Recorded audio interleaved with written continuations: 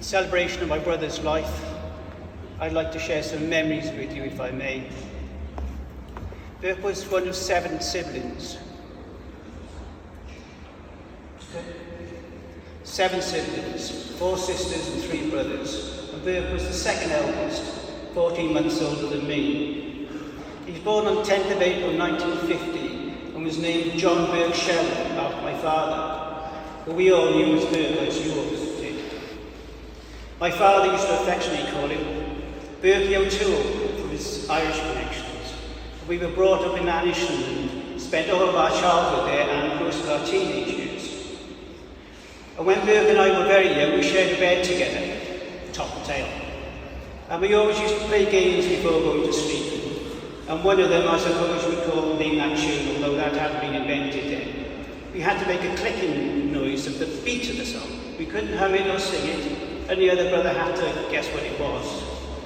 But being so young, our musical repertoire was pretty limited, and looking back, most of them were nursery rhymes. And we also shared a bath together, and we'd make as much soap suds as we could from the Persil washing powder. Things moved on a bit since then.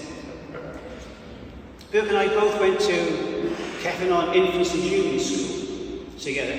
Burke a year ahead of me, and we both passed our 11 pluses and went on to Catay's High School for boys. Again, Burke a year ahead of me. But he'd always look out for me. He'd always warn me of any risky situation. I remember him telling me once, "Don't kick that boy's football or he'll clobber you." But Burke was a bright, intelligent, articulate pupil. He could talk on any subject, and I remember he used to carry a notebook around with him, and he'd write any new words in it that he came across. But many of you will not know that Burke was also a gifted artist. His drawings were exceptional, and they would be hung on the walls in the school and at home. We thought that's where his career would go. He was also very good at sport, particularly swimming. He was a strong, competitive swimmer, and used to spend a lot of time training every evening in Empire Pool in Cardiff, and he developed the physique of a swimmer with broad shoulders. But Burke also had his mischievous side. I remember him once dropping a stink bomb in the assembly hall one morning, and the hall rapidly cleared. And the school had a long corridor on the ground floor, and at one end there was an area for sinks. And the headmaster used to often walk up and down this corridor. And Burke told me once, he got a mixture of milk and bread, mixed it together, and waited in the sink area for the headmaster to approach. And when he did, he put the mixture in his mouth, and as the headmaster turned the corner, he spat the mixture into the sink. "Not feeling too good, Shelley?" "No, sir." "Better send you home then, hadn't you?" "Yes, sir." "I'll send for your brother, shall I?" "Yes, sir." Were the birds' exact words, I remember them. Well, Burke left Catay's High School for boys when he was about 16, and started work as a trainee chartered surveyor on the then-to-be-built Heath Hospital, now the University Hospital of Wales. And Mum and Dad were really proud of him.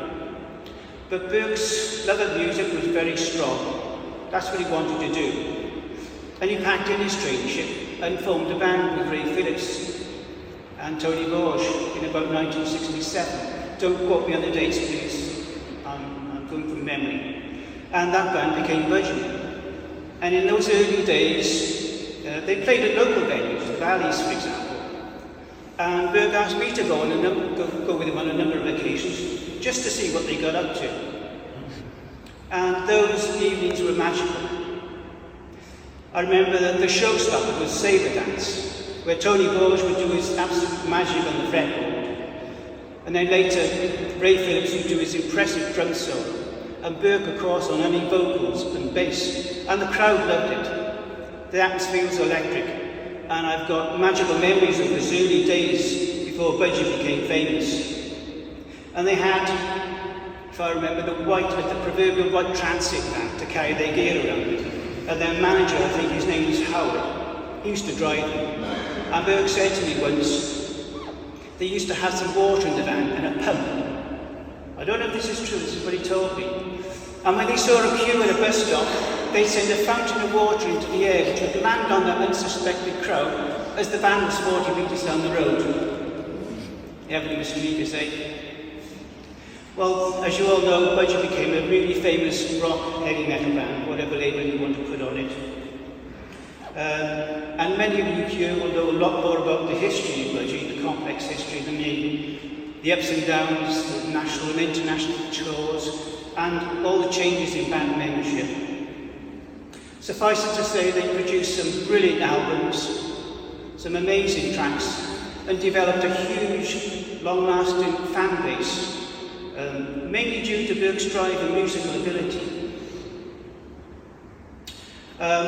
Some of you also know that in later life Burke found religion, and again I don't know much about this area. But having talked to him over the years, I believe his faith was sincere, and it became a big part of his life. In fact, he said prayers at both my parents' funerals, and it brought comfort to his head, so that's a positive thing. But unfortunately, the Shelley family have a genetic condition called Stickler syndrome, which, amongst other things, can lead to the formation of aneurysms in the aorta. It's led to the loss of my beloved father, and unfortunately, Burke suffered this condition as well. And while they were touring, Budgie was touring in Poland, a routine examination showed Burke had a large aneurysm in the thoracic aorta. And the surgeon who operated on him actually rang me. I was working at Villindra Hospital at the time, and told me about the operation and how successful it was, mainly due to Burke's fitness and slimness, and made the operation so easy. But when Burke got back to Britain, he had great difficulty in obtaining post-operative medical care, and that stressed him out for a long time. A few years later, Burke was sadly diagnosed also with COPD, which made breathing very difficult for him and curtailed his singing ability. And as we all know now, in later years those aneurysms came back, and they conspired with the COPD against Burke and eventually won.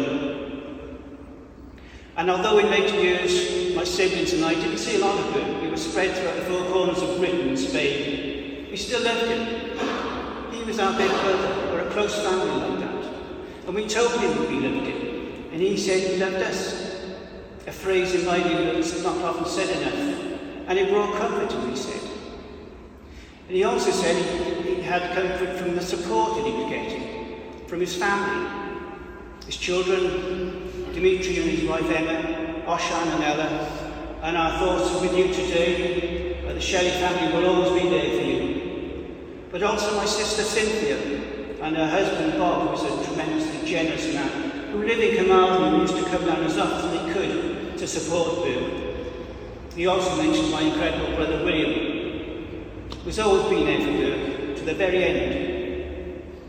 But Burke also said he had comfort from the support from his friends.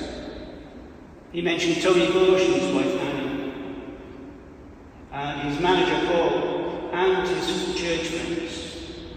And it's not my position to thank you for supporting Burke. You did that because you cared for him. But that brought comfort to Burke, and in turn brings comfort to me, so I do thank you. And towards the end, Burke knew he didn't have long left. And that must have frightened him, despite his religious beliefs.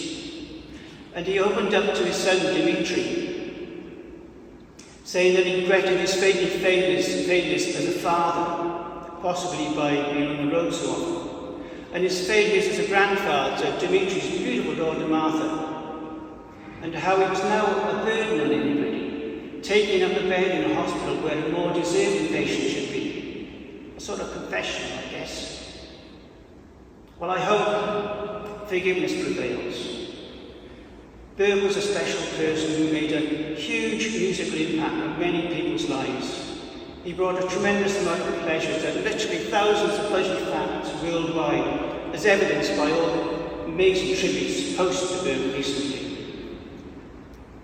And when you lose your brother or anyone you love, you hear phrases like deep sadness, tragic loss.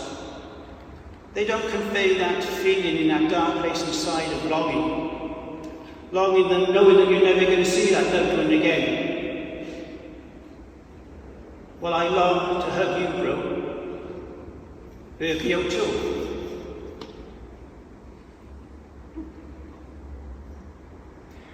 May your God look after you. Thank you for listening.